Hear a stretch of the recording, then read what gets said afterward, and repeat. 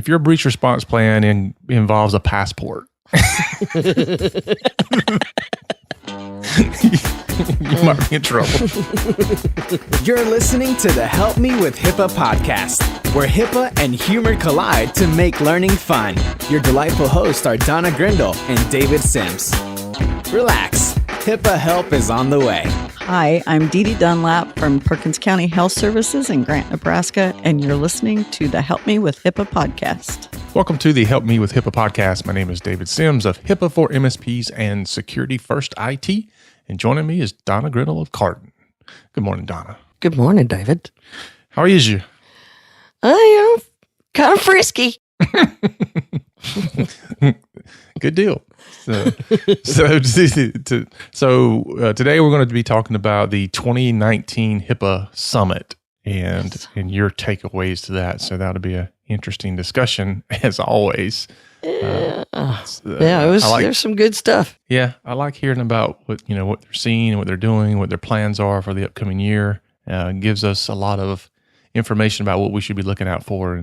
And there's some stuff that they've made clear. I'm sure they have. So we'll get into that. The funny thing is, the further we get away from maybe the omnibus rule, the further we get away from that, the more they're like, look, no more excuses. This is it. We're done. We tried to be nice, but that's basically what they've said about some stuff. So so they're digging their heels in more and more. It's like every year that goes by, they're getting more and more stern with all this. Mm-hmm. It's the you should know by now.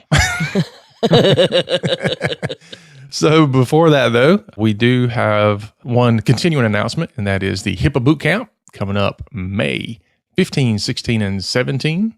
So if you missed March and you want to get into May, because I had a lot of people saying they were coming to May, go ahead and check that out. You can go to thehipaabootcamp.com to learn more.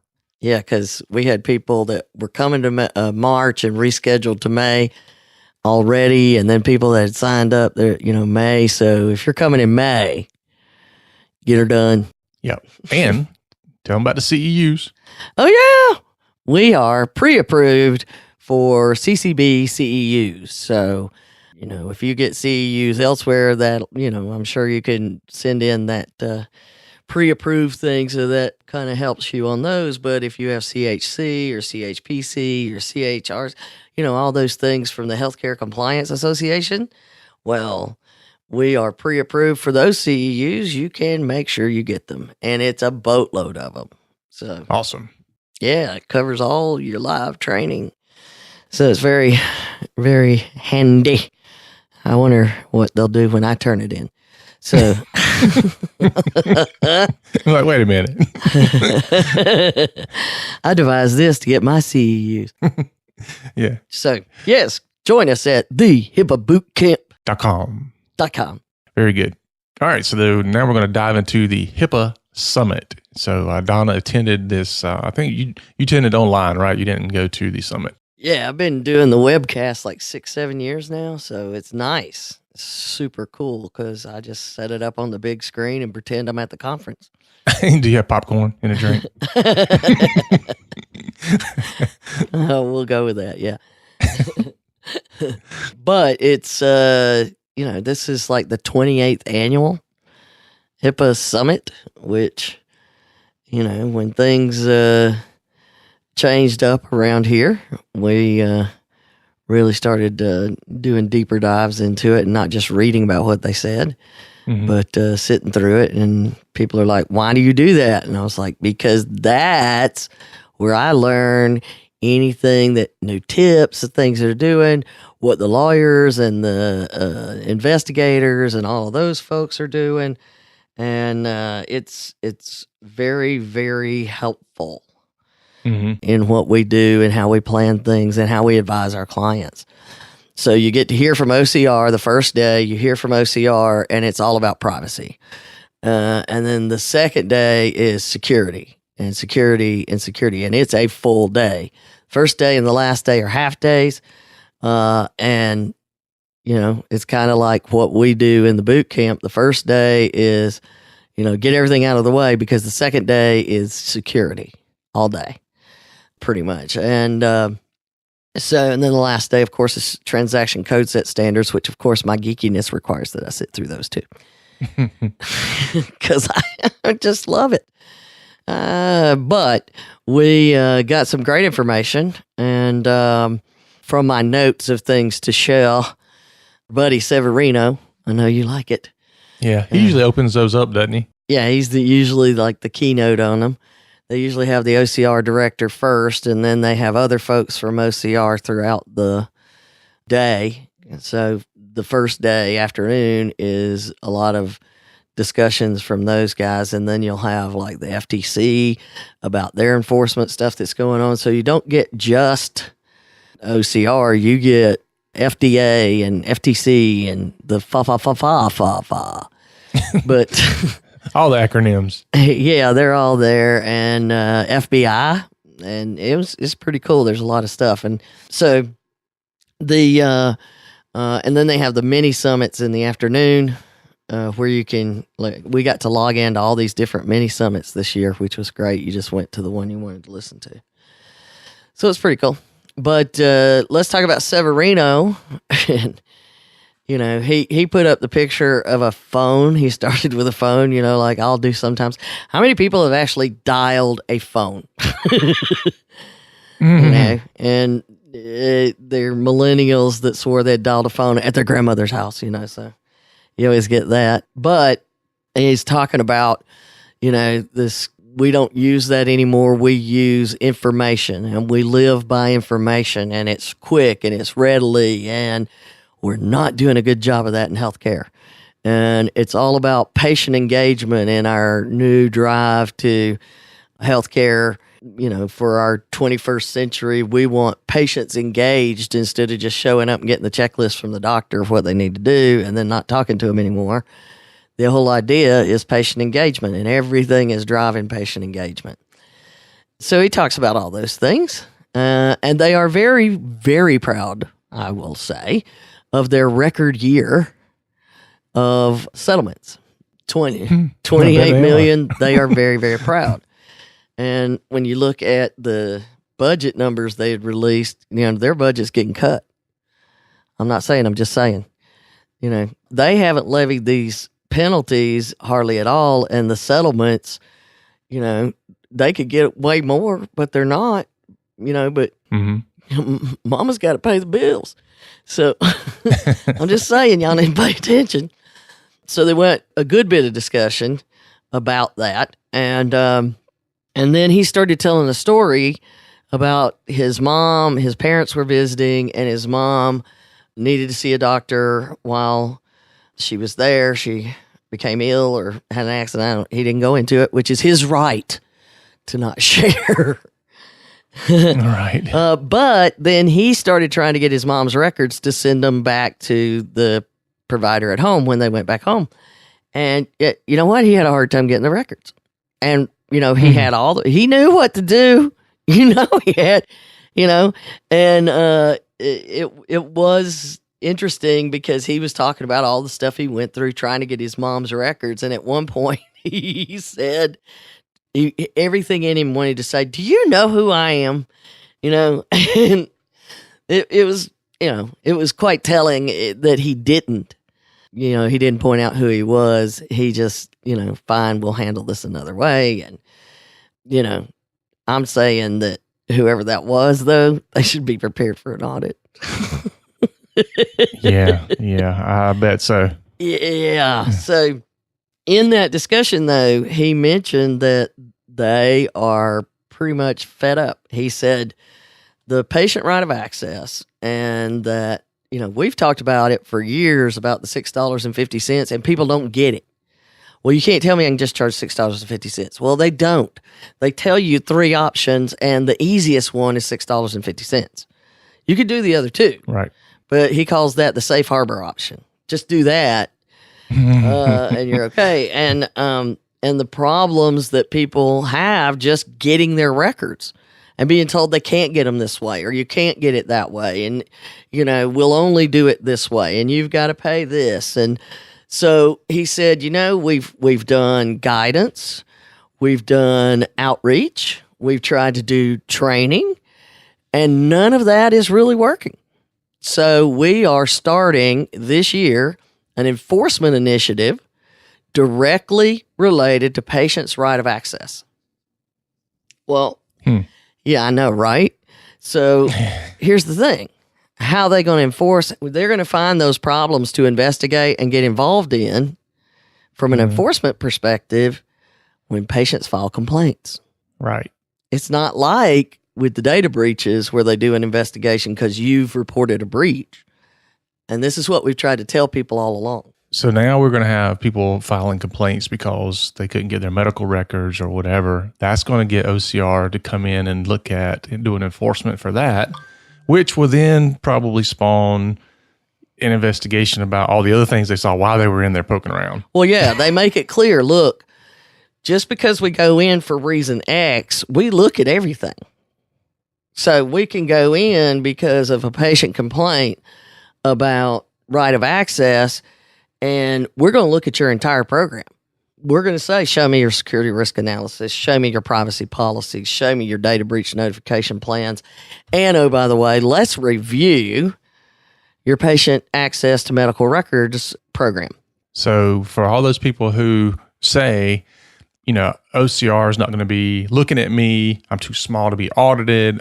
And we're going back to the same problem we've always had, which is what's the chances of you being audited? Well, this is yet another thing that increases your chances of somebody poking around and looking and asking questions. Well, and they said we are starting an enforcement initiative. Right. So we are focused on doing this. We have a plan. We are seeking out these problems and going after them. And guess what? How do they make that well known? Because they make examples out of people. Mm-hmm. So if you don't have your ducks in a row when it comes to patients' right of access, if patients can't quickly, easily, and completely get their records, now it's patients. We're not talking about other people, which, this came into that whole thing of, do lawyers have the right? And lawyers, man, they will push these providers around. I mean, I have been dealing with one of my clients who has a lawyer that's telling them Georgia law says you have to give me the medical records of the opposing person. No, they don't. No, they don't. No, it does not. It says I may give them to you, but those kind of things happen, and then they demand that they get the $6.50 rate when they make a request. So OCR has said, this is about patient request. This is not about other people. So if it's for treatment, think of it that way, then that's where that applies. It's either going to be free or it's going to follow that $6.50. If it's not for treatment, it's legal and all this other stuff, that falls into an authorized disclosure, not a right of access. So the lawyer doesn't have a right of access. That's an authorized disclosure. Very different. Right of access is patient engagement and treatment. All right. So I've made a note to check the patient rights of access. Yeah. Yeah. What are you charging for it? How hard is it? Review everything because they coming. And if, even if you haven't had it right before, you can show, look, we got scared. Yeah. We're listening. We fixed it. Yeah. You might want to talk to your front desk staff. Don't blame it on HIPAA. No, that will not go well for you. So, because then they know they need to report it to HHS because, they also want to know. I've had people say, how do I talk to HIPAA? I want to talk to HIPAA. It happens to me a lot, How do you contact HIPAA? HIPAA's a law. Yeah, they only did that back in the day, You remember where they talked with the bill? Yeah. For those of you in their 40s, you probably get that in older. Sitting here Schoolhouse on Rock. Capitol. That's what it Yeah, they still have that. You can watch them on YouTube and stuff. Yeah, love Schoolhouse Rock. It's always been my fave. So anyhow, we digress. Yeah. Shocking. We will do that. So that, it is very important that you evaluate those things. And then they also said, we are going to do another round of audits. And these, unlike the others, which were compliance-based audits, these will be enforcement-based audits. That Which don't sound fun. No, because they've got investigations going on. I believe they don't tell you, that's not public record. But I believe from what they said last year that some of the audits were turned over for investigations because what they found was so bad. And so now they're saying we're just going to go in and we're going to audit you, and it's going to be enforcement. If we find problems, we're enforcing the law this time. So Yeah, and these are random audits, correct? Yep. Right. So we have random audits. The one previous would most likely be audits based on complaints. Yeah. So you've got, previously it's been data breaches of 500 or more. They will investigate, and they continue to say that. Data breaches reported under 500, they may investigate depending on the scenario. Patient complaints, they have to ask you questions, and if a patient complains about right of access now, they're going to be coming down on that. And previously, the random audits were very, very small, and they just tried to get you compliant. They didn't try to enforce the law, but apparently they found so many problems now, they're just like, it's enforcement. We are coming down. We are tired of this. And they were saying it with a smile on their face, just as sweet as they could be. But you just tell. They're just like, look, everywhere we look, there's these problems, and people are telling us, So that's when Serena Mosley Brown, and she is by far one of my favorite ones to hear. She's the one that gives them the names, like it's 5 o'clock somewhere and back up the truck and all that kind of stuff.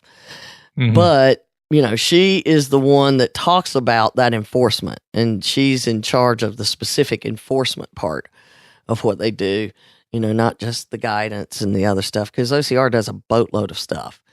And she came in and they're talking about, she just takes that whole random audit's going to be enforcement based and takes it a little further and talks about, all the enforcement they did this year, which we've covered every one, which is very nice to know. Any of the enforcement things, and you want to hear what people did wrong, then you can certainly go listen to that episode and learn how we talk about what they did wrong so you don't do it. But here were some things that she pointed out that had nothing to do with your program. It had to do with you thinking, handling a situation incorrectly. Okay. You and I kind of alluded to this. You can handle dealing with authority incorrectly.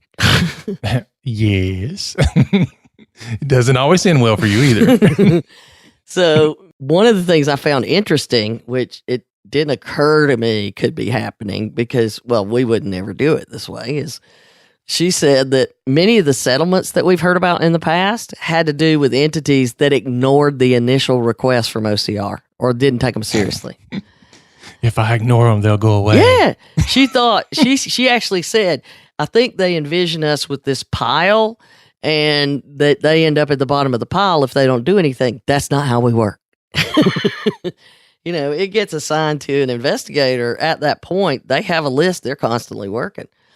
And now I see this kind of like similar problems that, any kind of enforcement problem, whether it's OCR or anything else, when your name comes up, it is much better for you to run to them, not away from them. And that's kind of what they said.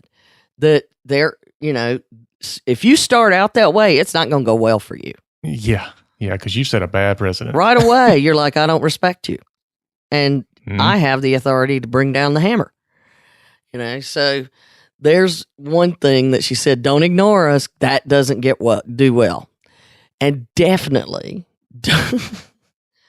apparently, they alluded to this, so I'm guessing. I'm not saying this is true. I'm guessing that mess with MD Anderson when they tried to challenge their authority, like, we're MD Anderson, you don't do this. Because remember, we read the administrative law judge, and they even took it one step further before they finally gave in. But don't tell the OCR lawyers that they don't understand their own regulations. She just, Okay. she just stopped, looked right out at the crowd. Do not tell us that we don't understand our own regulations. So, Wow. and just left it there. Kind of like people saying, other IT people say we don't need to do any of these things, and they know all about HIPAA. Why are you telling us this, David? Oh, I've heard that somewhere recently. Thing. Let's see. Yeah. Let's do HIPAA Jeopardy. Bring them in. Ooh. Yeah. The unfortunate thing is when you have, for example, you have 3 people tell you you don't have to do this, and then one person says you do, you kind of lean toward, well, if 3 people said one thing and one person said the other, then 3 people outweigh the one. However, you also have to look at, what the one person brings to the table. Right. If one person is a nationally known expert, yet the other people work in your general vicinity and have read the Security 101 website. That's exactly what they've done. We know all about it. Or, they learned it with the check the box minimum service provider. That's Yeah. Or they go through the 30-minute training program and they think they know compliance. I'm sure you run into it. I run into it a lot. Yeah. You have to run into it constantly. It's I've never heard this before. You can't possibly be right. I'm like, no, you can't get this level of information doing your 30-minute, video training every year. Yeah. Well, and we've seen people's opinion of HIPAA change dramatically at the boot camp. From when they come in until the end, it's night and day of what now they're like, OMG. Yeah. You can always literally see it on their face when they finally hit that point where they realize there was so much they didn't know. Yeah. And they hit that, I didn't know what I didn't know thing. Yeah. When they hit that wall or ceiling, they're going, holy. Yeah. I have been so wrong. Yeah. It's like, okay, get out of the fetal position. We're good. We'll help you. Come on. You don't have to suck your thumb. So, but, we help them through that, but we're literally showing them the law. We're showing them the guidance. We're not making it up. And, it's just really hard to get people to understand that. So, OCR has it. Oh, yeah. That people know stuff. And, it's like I was telling you that attorney. And I have to tell my clients, just have them call me. If they're really pushing you that hard, you say, until she tells me it's okay, I'm not doing it. Here's her number. Just don't give them my cell phone number. But we go on to the other thing that they said is do not get, quote, they called it creative with the discovery date that you use to calculate your 60 days to notification. Okay. And I've seen plenty of people try to say these things. So I'm just saying, I know this happens. She said, number 1, the 60 days does not start when you figure out all the patients. Number 1. That's pretty creative. Yeah. It does not start then. Number 2, you don't start the 60 days when you finish the forensics and the forensics say you have a breach. You start it when something occurs that makes you call in the forensics. Right. So what we've always said, we're not wrong. And if you get creative, then they are going to be creative as well, is kind of what they're saying. That's driving them nuts, is, all of that. And then she goes into the 4-factor assessment, and don't take that lightly. She goes, it isn't something you discuss over coffee and decide what to do. You don't have the IT guy and the compliance person have a cup of coffee in your office, decide, yep, that's what we're going to do, and walk away, and you're done. You document your assessment and have it available for review for 6 years. And apparently this is, she said, for example, don't do this. So that tells you right away it's happened. Yeah, absolutely. Yeah. So if OCR asks you, why didn't you report this 3.5 years ago?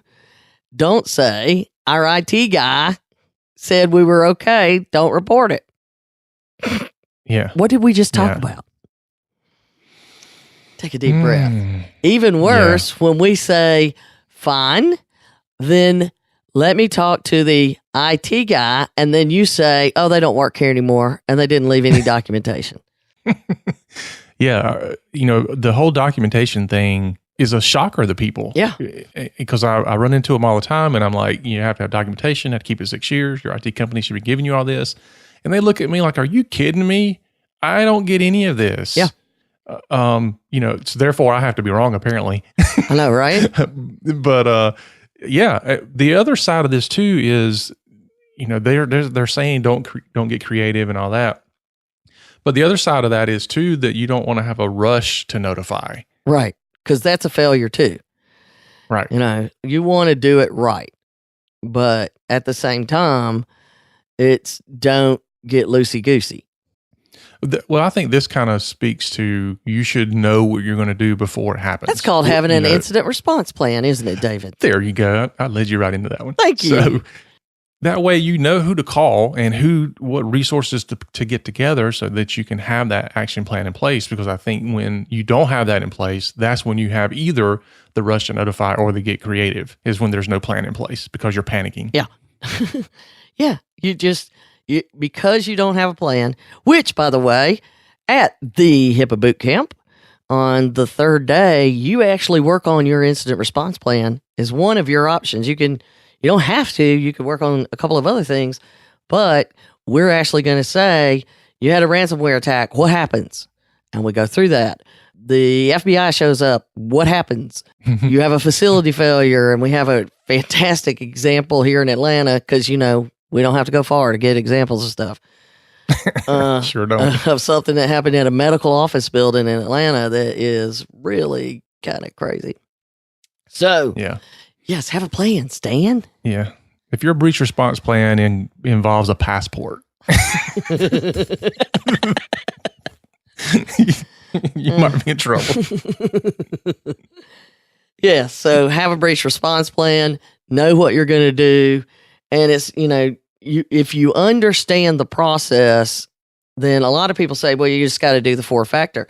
Actually, one of the reasons that we use Comply Assistant is, one of the many reasons with the documentation that you talked about, when you have an incident, you open an incident. And everything you're doing, you create tasks and you document what's going on and you put notes in about meetings and you're creating it as you go. You're not going back and trying to build it later. And any documents you have, you're sticking it in there. And so it takes you through what I call a wizard of all of the different things you're supposed to consider, including the exemptions from needing to do the 4-factor assessment, which a lot of people I don't think realize are there. So anyhow, and all of the things that they did cover, the thing that I do want to go, one thing I didn't realize from the information we get with the settlement is that hospitalist settlement where they had somebody doing the billing and without a BAA, and it was a shady kind of deal all the way around. Mm-hmm. So first off, she says they had no HIPAA program. None. Zero. Wow. Zilch. They said, because it's hospitalist. So really, they send the people to the hospitals to work, mm-hmm. and they just bill for their services. So they work for them. And they said, well, our doctors get their HIPAA training from the hospital, so we don't need to do anything else. Mm-hmm. Can you imagine? Heard that before. Can you imagine their face? That'd be like when Severino was told he couldn't have his records. So, they're like, what? What the what? And that would explain why they never had a BAA in place, because they didn't think so important. But the story, she said, that was important, that got them into this place was that they got behind on the billing and the office manager said, I got a guy. And she then stopped and said, anytime it starts with I got a guy, you're in trouble. And we see that and hear that a lot. Yeah, I got a guy. Well, the guy was using somebody else's software to do the billing for them and giving her a kickback. Oh. Yeah, and of what he got paid, and they were sharing it. So she wasn't getting her work done so that she could pass it on to him. It's a long story. Anyway, or at least that's, kind of, we didn't get all of the details, but that's pretty much what it sounded like. And then because of, that scenario is how they ended up with data out on the internet exposed. And then here you go. We're at this spot and we're being investigated, and we look at them and say, we don't need one. We don't need a HIPAA program. That didn't go well. Imagine not. No. Imagine not. That's unfortunate. Yeah. That is very unfortunate. It's very unfortunate. I love that. Anyhow, that was, the first half day.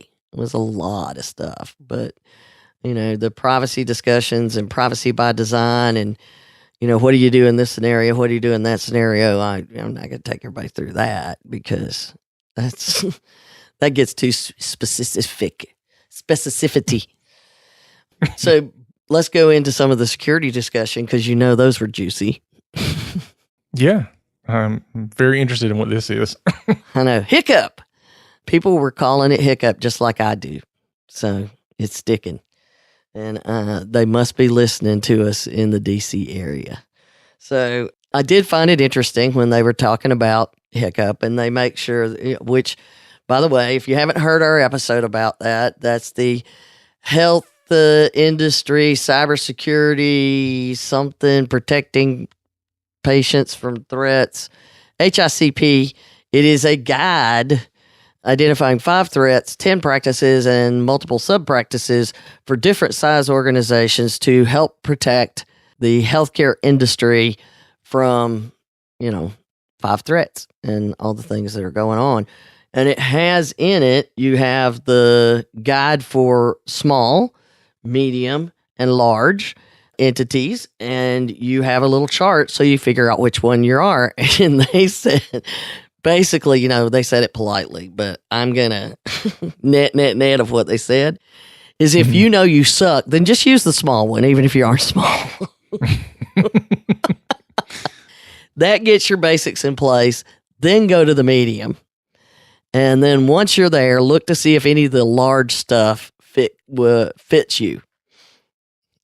So it's for, I don't know. There's some organizations that could be huge and they really should start with a small. So I thought that was interesting because, they know that going in. They actually had tested different ways to get people to get things.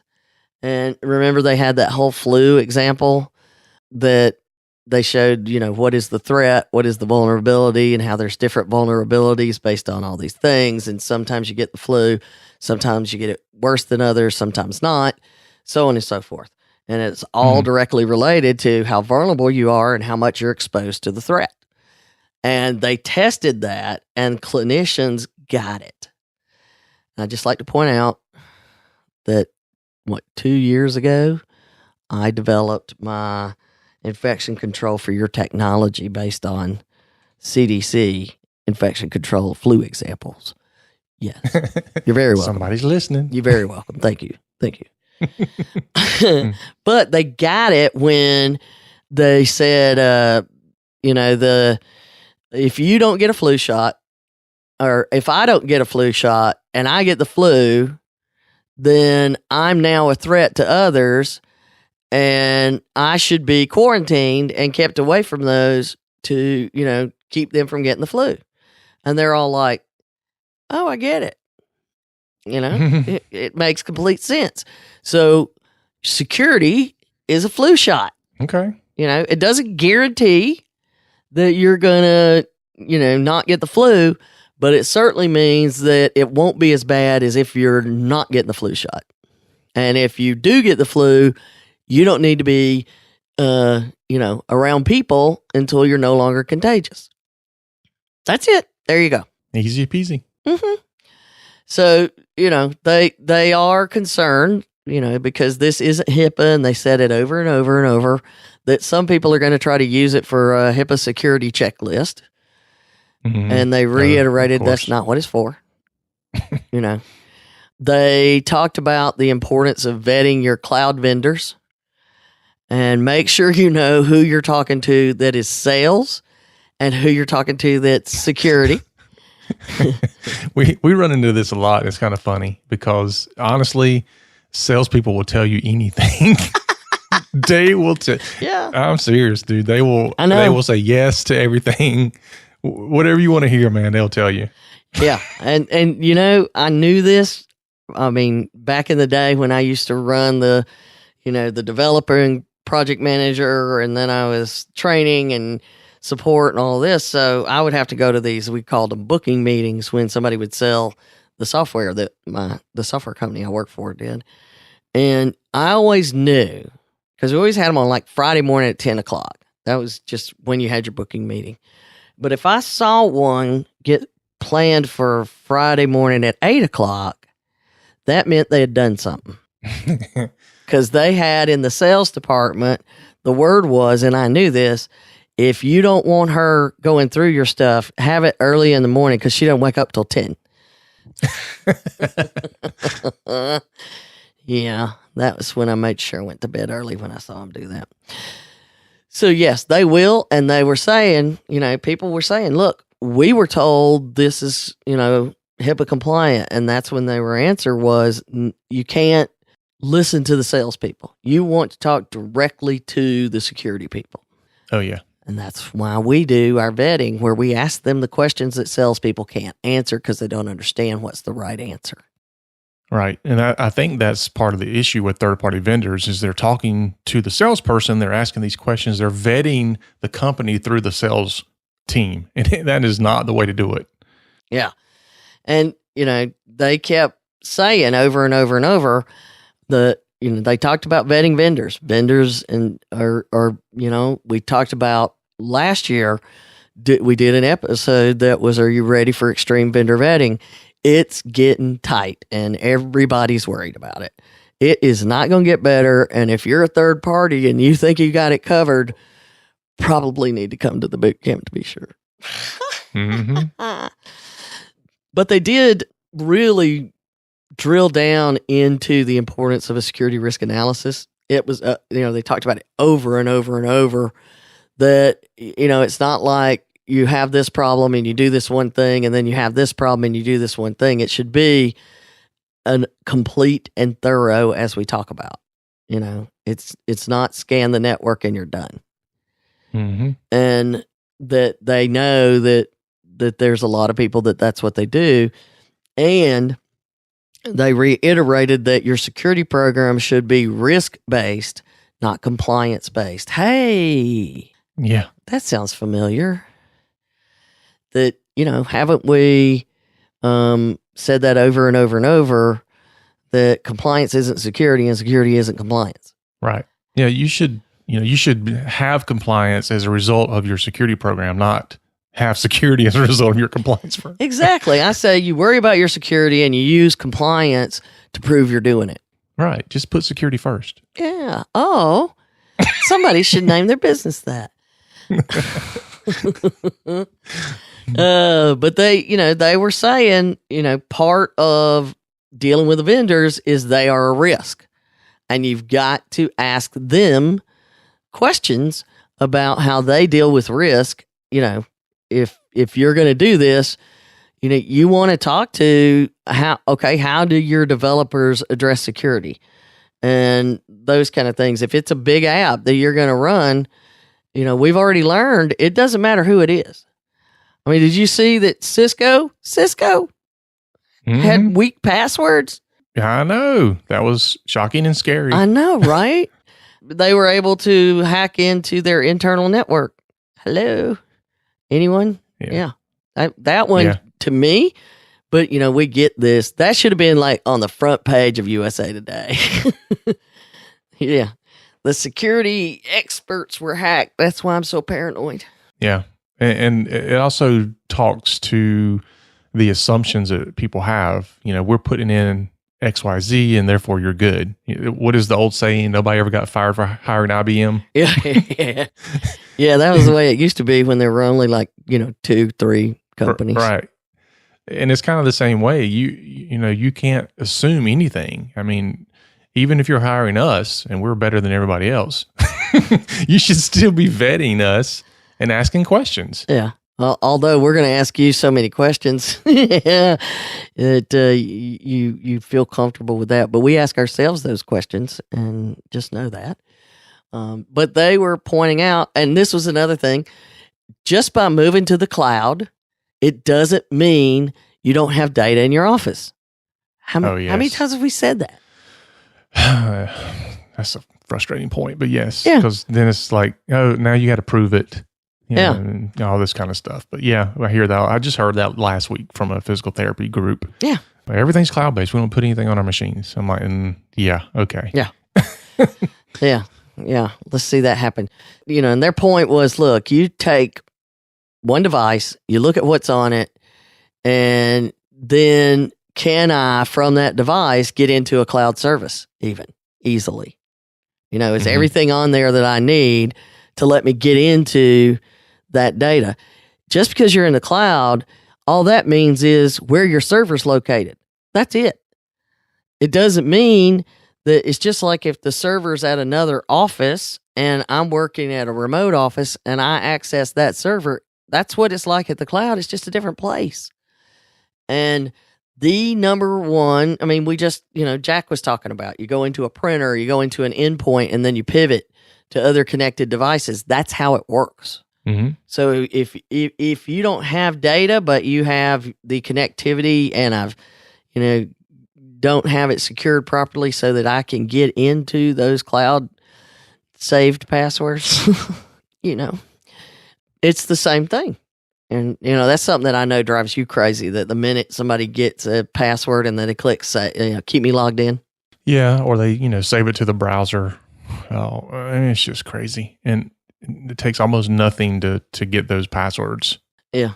And they don't get it. So, but then they did point out something really interesting because, we have people that are privacy officers in large organizations and they worry about security doesn't talk to them, and security worries about, the privacy people don't understand security.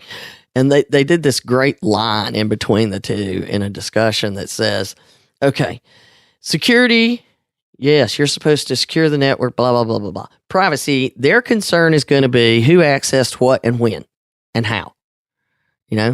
What, when, and how, so that I can do my investigation from a privacy standpoint. I don't care about the details of security. That's your job. Right. And so security, if you can't tell them who accessed what, when, and where, then they can't do their job. So that's when privacy and security butt heads, because security doesn't understand. That's really all they need to know. Mm-hmm. Give them that, who accessed what, when, and where. They can go do their job. So, and another thing that came up was somebody said, well, if I have these small vendors, I'll just do the security risk analysis for them because I really like them and I want to use them. Okay. And we've heard people say that. Can I just do it for them? Because I really like these folks. I don't want to change. The lawyers then pointed out, dumb, that if you do it for the third party, and then there are failures that point to the SRA where you used to be separate and equally liable, you would now be liable for both of you. You could be possibly argued that you're culpable in their failures because you did the SRA. Really? That's why we always say, look, we're going to do this for you, but we're not guaranteeing anything because it would be that. So can you imagine? That's what we have to answer now, All right. So are you saying that if, let's say I'm an IT company and I come in and I say, I can do your assessment for you. Are they saying now that I can be held liable if I don't do the assessment correctly? Well, I think it was more along the lines of if I'm the upstream and now I, as your upstream BA or CE, I'm going to do your security risk analysis for you to meet your obligation. Okay. So now I've kind of taken on part of your security program as part of mine. It's not like you're engaging somebody to do it. You're not engaging me to do it. I'm going to do it and try to be sure that, I'm going to do it the way I do it, even though I don't understand your business, all these kind of things. So now I'm upstream. Anytime that you as an IT company perform a service for a client, there could be liability involved, right? Mm-hmm. And that would be that scenario. But your contracts, like I said, our contracts are all going to make it clear, look, we're doing this based on our education, our experience. We follow the OCR and NIST guidelines. We follow a long list of threats and vulnerabilities that we get from multiple sources. So we do everything we can to make sure this is complete and thorough, but we're only as good as the information you give us and the things that we're able to find. And if you tell us there have been changes since we got that information. So we make sure that we have those in our contracts, and that is that normal level of liability from a customer client scenario. They're talking about as a covered entity doing it for their BAs. Oh, the other way around. Yes. Yeah. So it's not like I hire a BA to come in and do it, and their business associate could hire a BA to come in and do it. It is, I will do yours and meet your HIPAA obligation, not you're going to hire me to do it. So that's kind of interesting. So if my doctor's office says I want to hire you as my IT, but I want to do your compliance piece, that's a bigger problem than if you hire me as IT and I say I want to help you do your compliance piece.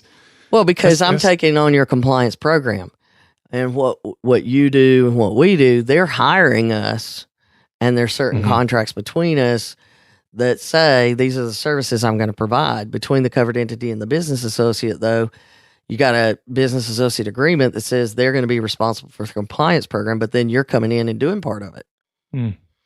That's interesting. Mm-hmm. Yeah, it was an interesting discussion because the lawyers were like, it could happen, but you need to be careful about how you structure that if that's what you're going to do, because the CEs are having a really hard time dealing with these vendors, and the bigger companies, they're now these questionnaires on cybersecurity policy stuff. The insurance companies even. And we just talked to John, and this one guy said that their application for a cybersecurity policy had 22-page questionnaire just on how they do a risk assessment. Huh. Ow. I'm just wondering how that plays into some of the people that are in our space that, they're running out there trying to get HIPAA IT companies compliant, as quickly as possible. Yeah. And so they can resell something. Or, run this scan tool and answer a couple of questions, and now you can sell this security risk analysis to your client. Just wondering if that fits in there anywhere. It's possible, but, that's where we could make up scenarios all day long until there's actual, legal precedent set. It's just, conjecture. Right. So until it happens. Until it happens.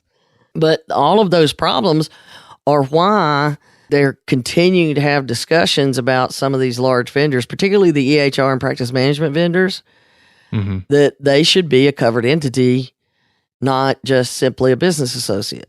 Clearinghouses are addressed in the original HIPAA law. And they're saying, the original law did not include, it was interpreted that EHRs were not clearinghouses. Right. But all it would take is OCR to review it and say, well, things have changed, and we can now interpret that what the law says about EHRs now applies. And that would then make them covered entities. You would still have a business associate agreement because you still have a business associate agreement with your clearinghouses. Right. So you'd be both at that point. Right. But covered entities can be business associates. But what it does is it makes them, takes them to another level of responsibility. Because, business associates don't have to do a lot of the other stuff that clearinghouses do. But when you look at what an EHR, a practice management vendor, has more data in it than clearinghouses. And it's moving around more of that data than anybody else. Yeah. So they talked about it last year. They've talked about it again. and the more we see these vendors not doing what they're supposed to do, just know it could be worse. What you're supposed to do could be worse. But I did, they had a lot of stuff where they were talking about and explaining, the complexity of our systems is, it makes it harder. That you could be in ICU and have 10 different connected devices on one patient. And I remember, after my surgery on, New Year's Eve, I had a little wireless device monitoring my heart and oxygen, and it was transmitting to another floor so that they could see everybody that was being monitored this way.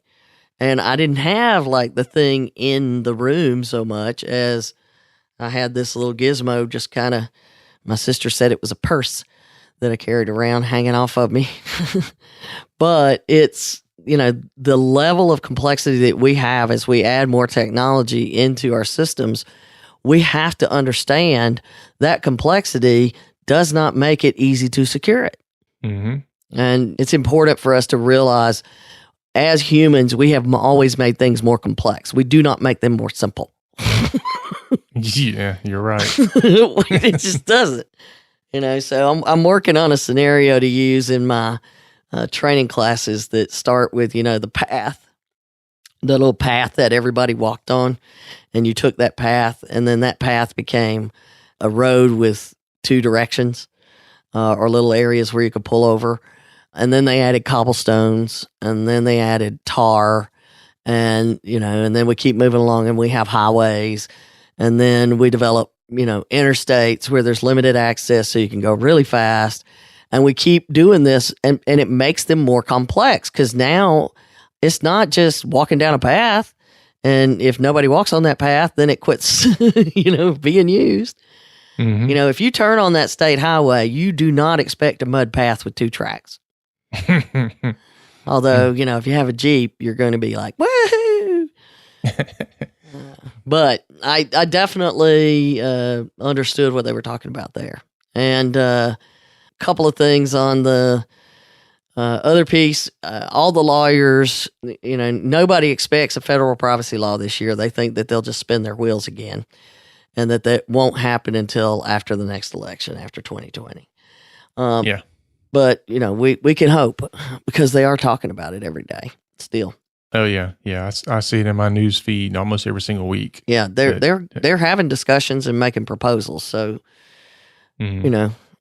it'll just make things easier. But then they're talking about all the state laws and what's it going to be modeled after. And, the biggest stopping point is, if the federal law isn't as stringent as the state law, which takes precedence, and they want a federal law to wipe out all the state laws, or they want, so that's a big argument.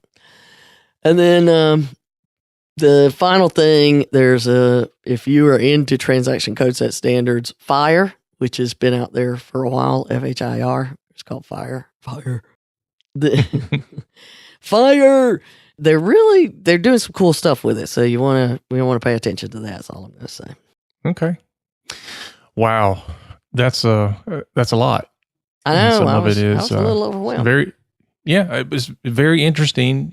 Obviously some of it is kind of nerve wracking when you start thinking about, where your failures may be and what might be coming and all that. So it's like anything else that we talk about. It, get started and start moving in that direction before it becomes super overwhelming. Yes. Yeah. It's not going to get better. It's not going to get easier.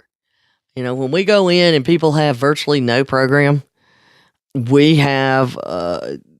spend a lot of time, and we tell you, look, you're going to deal with us a lot, and it's going to be really painful, and then it'll get better. But in 2 years, if you stick with this, you're going to feel like you got this under control. But it's not quick. I heard a vendor, I just came out from an IT conference, and I heard a vendor that stated that their typical time frame to get a covered entity compliant is 3 months. And my mouth dropped open. I'm like, there is no way that you're doing all that needs to be done and getting it done in 3 months. It is not possible. Well, what they're doing is they're doing the IT part, the technology part. Yeah. And they're giving them policies and procedures and just handing them over. And if they're not making business decisions in the midst of that, then they're not going to follow the policies and procedures. So you've checked the box, but you don't have them secure. And that gets back to, well, yeah, we can get you compliant, but that doesn't make you, you know what I'm saying? Yeah. Yeah. It is very much, shooting for the floor is your measure of success. It's a race to the bottom. And, we deal with that a lot when we're talking with potential clients that, they're our base model support and security and compliance, our very bottom is what other people consider the top. And so having that conversation is very difficult a lot of times because we don't think the other people are doing enough to even be considered to be doing security and compliance. Oh yeah, there's that it goes back to the same thing. There's a misconception. At least now people think, okay, well, I'm going to have to get this stuff. But now there's all of this confusion over, well, if I just do this, I check the box, I don't have to worry about it anymore. Okay, well, what's your plan for documentation? How are you going to monitor your policies and procedures? Do you have an audit program to make sure that these things are being done? How are you going to do your training and document your training? Is it something that your security awareness isn't just occasional stuff and you have a plan for little bitty, stuff going out? But the bigger issue is always we'll go in and I'll have a case where they had somebody come in and made them compliant and they had all these policies and procedures, but when you ask them what they were actually doing, it didn't match the policies and procedures. Right. They didn't even know it was in there. They didn't know it was in there. Right. Exactly. Yeah, they didn't create them.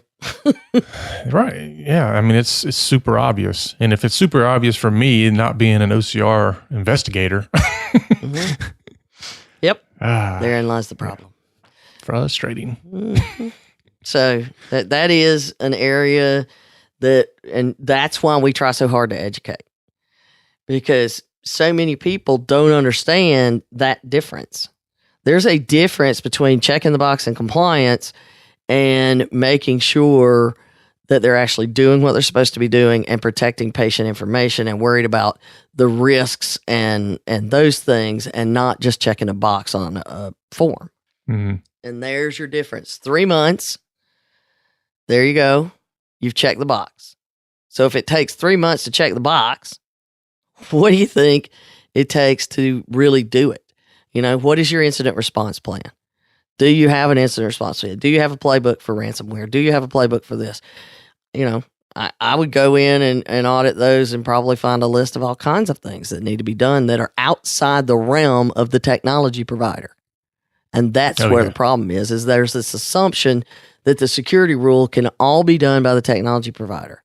It cannot. So you cannot do the entire security rule and manage your breach notification requirements just worrying about the technology. Yes. Yeah, what she said. Well, you have to look at, and we tell this to people all the time, you have to look at, the people, the processes, and the technology. And that goes into everything we do. And until you've addressed all those, then you don't have a complete program, whether it's compliance or security, IT, privacy, doesn't matter. Well, and they say that if you use templates to get your policies and procedures and you do generic training, then you get a D. That's what OCR has already shown. And we have that if you look at the audit protocol. That's the way it goes. Yeah. Awesome. All right. Very good episode. So please remember to follow us and share us out on your favorite social media site. Rate us on our podcasting app. We need your help to keep spreading the word. And as always, send in your questions and ideas, and we'll get to them. Don't forget that HIPAA is not about compliance. It's about patient care. You've been listening to the Help Me with HIPAA podcast, hosted by Donna Grindle and David Sims. The show created to help you with HIPAA. For more information or to ask us a question, visit our website at helpmewithhipaa.com. Neither Donna Grindle or David Sims are attorneys, and they do not offer binding legal advice concerning regulatory compliance. The information in this podcast should not be relied upon or construed as legal advice in any way. Consult your attorney for legal advice concerning compliance with HIPAA regulations.